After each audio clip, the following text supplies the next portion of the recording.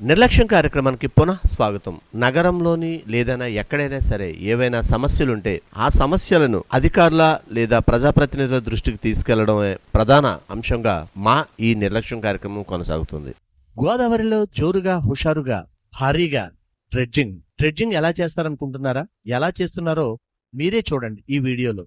కానీ అధికారులు అందరూ కూడా కళ్ళు మూసుకున్నారు.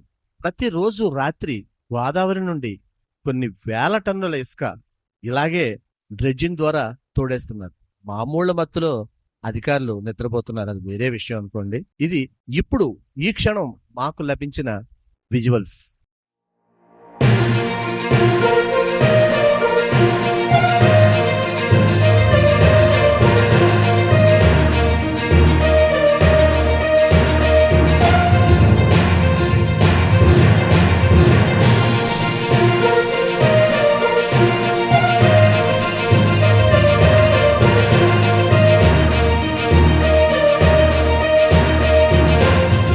దయచేసి గమనించండి, ఒక ముఖ్య మనవి. మేం ప్రసారం చేసే నిర్లక్ష్యం కార్యక్రమం ఏ ఒక్కరిని అవమానపరచాలని గాని తక్కువ చేయాలని గాని మా ఉద్దేశం కాదు. కేవలం రాజమండ్రి నగరం బాగుండాలని మా ఈ నిర్లక్ష్యం కార్యక్రమం ముఖ్య ఉద్దేశం.